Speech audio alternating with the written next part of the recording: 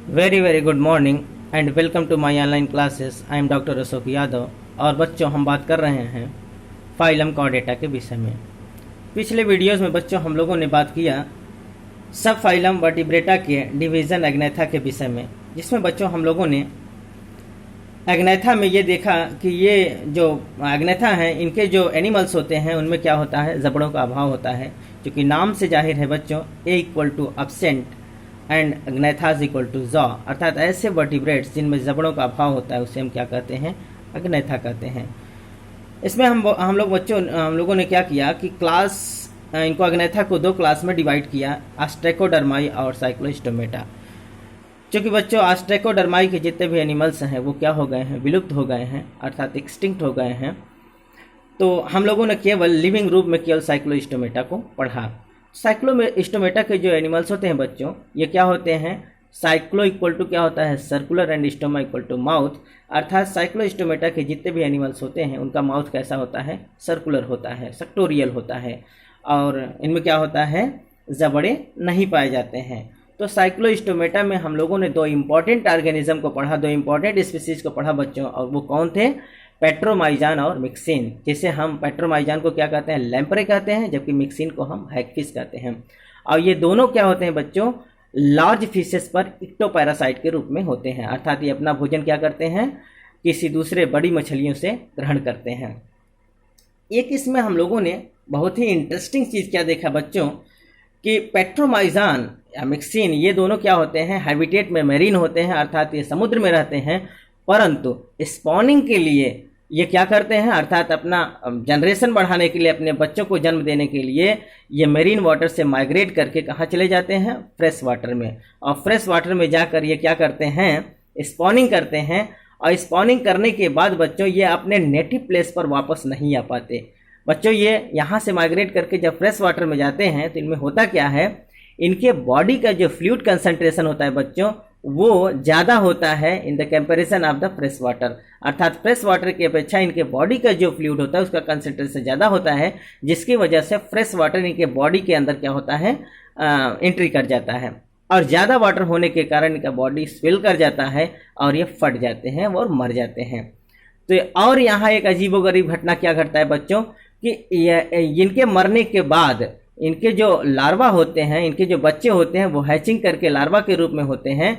और ये लार्वा क्या होते हैं बच्चे, अपने आप, अर्थात इनके पेरेंट्स तो नहीं रहते हैं, इनके पेरेंट्स खत्म हो जाते हैं, लेकिन इनके लार्वा जो है वो वहाँ से माइग्रेट करके पुनः अपने नेटिव प्लेस पर वापस समुद्र में चले आते हैं, अर्थात मेरीन वाटर में फिर चले आते हैं। फ्रेश वाटर से कहाँ चले आते हैं, मेरीन वाटर में, जबकि उनके पेरेंट्स उनके साथ नहीं होते हैं। तो ये एक अजीबोगरीब घटना होता है बच्चों। इनके जो बच्चे लार्वा होते हैं उनको हम क्या कहते हैं, एमोसिएट लार्वा कहते हैं। और ये रिजेंबल करते हैं कैसे, लैंसलेट से, अर्थात ये लैंसलेट से रिजेंबल करते हैं। जिस प्रकार से सिफेलोकॉर्डेट होते हैं उसी प्रकार से ये इनके लार्वा रिजेंबल्स करते हैं। और इनके लार्वा बच्चों क्या होते हैं, फिल्टर फीडर्स होते हैं, अर्थात ये अपना भोजन कैसे करते हैं, वाटर को छान कर अपना भोजन ले लेते हैं, अर्थात इनमें फिल्टर फीडिंग मैकेनिज्म पाई जाती है। तो ये बच्चों हम लोगों ने खास चीज़ों को अध्ययन किया, इनके डिफरेंट कैरेक्टरिस्टिक के विषय में हमने जाना। आज आइए हम बात करते हैं सब फाइलम वर्टिब्रेटा के दूसरे डिवीजन, अर्थात किसके विषय में, नैथोस्टोमेटा के विषय में। तो बच्चों नैथोस्टोमेटा को हम जानते हैं, it is derive from the Greek word gnathos equal to होता है jaw and stoma equal to mouth. अर्थात ये ऐसे वर्टिब्रेट्स होते हैं जिनके मुंह में क्या पाया जाता है, जबड़े पाए जाते हैं, अर्थात ये जबड़े युक्त मुंह इनमें पाया जाता है।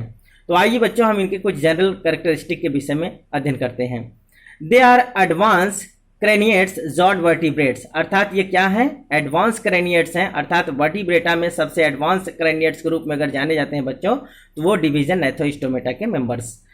जॉड वर्टिब्रेट्स अर्थात ये जबड़े युक्त वर्टिब्रेट्स का सेरुक होते हैं, जिनमें क्या पाया जाता है बच्चों, विच हैव ट्रू जॉज, अर्थात इनमें ट्रू जॉ पाई जाती है, जबड़े पाए जाते हैं। पेयर्ड अपेंडेजेस, अर्थात अपेंडेजेस के रूप में बच्चों क्या होता है इनमें, अभी आगे आप पढ़ेंगे, नैथोस्टोमेटा को दो सुपर क्लास में डिवाइड किया जाता है on the basis of the appendages के आधार पर, अर्थात अपेंडेजेस के आधार पर इनको दो सुपर क्लास में डिवाइड किया जाता है। पहला सुपर क्लास होता है पीसेस और दूसरा सुपर क्लास होता है टेट्रापोडा।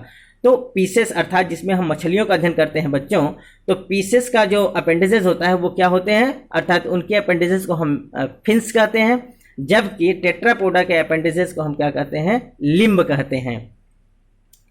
अगला क्या है बच्चों, एक्सोस्केलेटन। इनमें जो होता है एक्सोस्केलेटन पाया जाता है। एक्सोस्केलेटन के रूप में हम स्केल्स पढ़ते हैं, हेयर्स पढ़ते हैं, क्लॉज पढ़ते हैं, नेल्स पढ़ते हैं। तो ये सब क्या है बच्चों, एक्सोस्केलेटन के विषय में हम जानेंगे इसमें अभी आगे कैरेक्टरिस्टिक में। अगला क्या होता है, इसमें पेयर्ड नेरिस या नॉस्टिल्स पाया जाता है। बच्चों एग्नेथा में क्या था, एक मीडियल नॉस्टिल्स बीचों बीच अर्थात स्नाउट पर एक बीचों बीच एक ओपनिंग होती थी जिसको हम क्या कहते थे, नॉस्टिल्स, अर्थात उनमें सिंगल नॉस्टिल्स होती थी। यहाँ आपको दो नॉस्टिल्स दिखाई देगी, दो नेरिस होती है और दो लेटरल साइड में होती हैं, अर्थात दोनों साइड में नेरिस पाई जाएगी जिसको हम नॉस्टिल्स कहते हैं। अगला है बच्चों डिस्टिंक्ट पैंक्रियास एंड स्प्लिन, अर्थात इसमें क्या होता है, डिस्टिंक्ट पैंक्रियास एंड स्प्लिन पाई जाती है।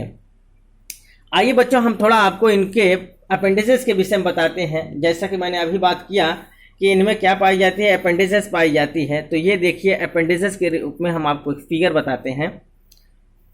तो ये देखिए बच्चों, ये जो आप स्ट्रक्चर देख रहे हैं ये स्कॉलियोडॉन का है जिसको हम डॉग फिश कहते हैं या शार्क कहते हैं। तो इनमें देखिए बच्चों ये अपेंडिसेस हैं। जैसे मैंने बताया अभी अभी कि फिश में अपेंडिसेस के रूप में क्या पाई जाती है, फिन्स पाई जाती हैं, जबकि टेट्रापोडा में upper limb and hind limb पाई जाती है। तो बच्चों ये जो लिम्ब्स हैं इनको क्या करते हैं, मोमेंट प्रदान करते हैं, अर्थात चलने तैरने में ये सहायता प्रदान करते हैं। तो इनमें जो फिन्स होते हैं बच्चों, इनके विषय में आप जानिए कि कितने फिन्स होते हैं। तो ये बच्चों ये जो इनका आगे वाला पोजीशन होता है इनको हम क्या कहते हैं, इंटीरियर, और टेल वाले भाग को हम कहते हैं पोस्टीरियर, ऊपर वाले भाग को कहते हैं डॉर्सल, नीचे वाले भाग को कहते हैं वेंट्रल। तो आइए सबसे पहले हम बात करते हैं ये पहला फिन्स जो वेंट्रल साइड में होता है बच्चों, इसको हम कहते हैं पेक्टोरल फिन्स। ये संख्या में 2 होते हैं और लैटरली होते हैं, अर्थात इनका जो पोजीशन कहा जाता है वो क्या होता है, वेंट्रोलैटरली, अर्थात ये नीचे वेंट्रल साइड में है और एक इस साइड में एक उस साइड में, अर्थात संख्या में 2 होते हैं, लैटरली होते हैं। तो क्या है, ये मुख के एंटीरियर साइड में 2 पेक्टोरल फिन पाई जाती है। इसके जस्ट यहाँ बगल में बच्चों, अर्थात ये पोस्टीरियर पोजीशन पर यहाँ भी ये भी क्या होते हैं, वेंट्रोलैटरली होते हैं। पेल्विक फिन्स भी 2 पाई जाती है। बच्चों अभी आप आगे भी पढ़ेंगे, अभी हम बताएंगे कि पेल्विक फिन्स के बगल में ही मेल जेनाइटल आर्गन्स होता है जिसको हम क्लास्पर्स कहते हैं, अर्थात पेल्विक फिन्स के बगल में ही, अर्थात इसी के पास में ही मेल जेनाइटल आर्गन क्लास्पर्स होता है। तो ये पेल्विक फिन भी बच्चों 2 होते हैं संख्या में, लेटरली होते हैं, एक इस साइड में होगा एक उस साइड में होगा, और ये क्या होता है, ये भी वेंट्रल साइड में होता है, वेंट्रोलैटरली कहा जाता है।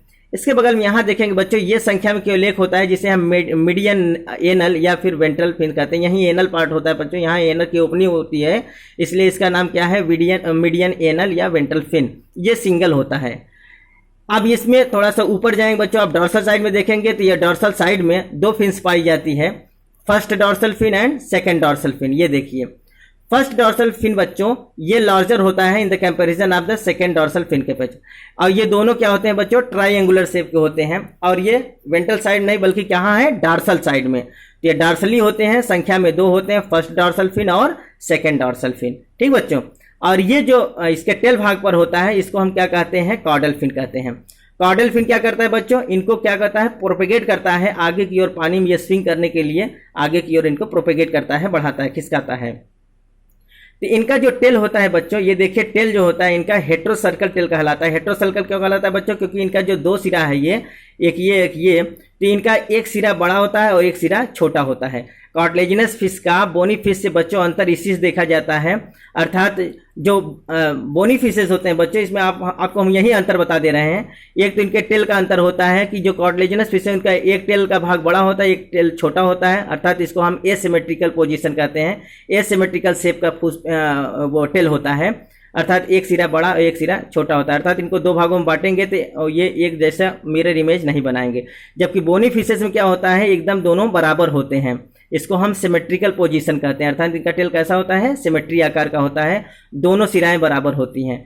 ये बोनी फिशेस में होता है, जबकि कार्टिलेजिनस फिशेस क्या होता है, एक छोटा एक बड़ा होता है। दूसरा अंतर क्या होता है बच्चों, जो बोनी फिशेस होती हैं उनका जो माउथ की ओपनिंग होता है वो टर्मिनल एंड पर होता है, एकदम यहाँ होता है, जबकि कार्टिलेजिनस फिशेस जो होती हैं इनके माउथ की जो ओपनिंग होती है बच्चों, ये कहाँ होता है, ये देखिए ये नीचे की ओर होता है, अर्थात वेंट्रल साइड में। ठीक बच्चों, और ये देखिए यहाँ नेरिस दिखाई दे रहा है, अर्थात ये नेरिस क्या होता है, ये भी वेंट्रोलेटरली होता है, एक इस साइड में होगा एक उस साइड, दो नेरिस, मैंने अभी बताया ना पेयर्ड नेरिस पाया जाता है, तो दो नेरिस इसमें दिखाए। तो ये क्या था बच्चों, it is all about the fins, अर्थात जिसे हम पेयर्ड अपेंडिसेस कहते हैं। तो इनमें अपेंडिसेस क्या करते हैं, इनको स्विमिंग के लिए सहायता प्रदान करते हैं।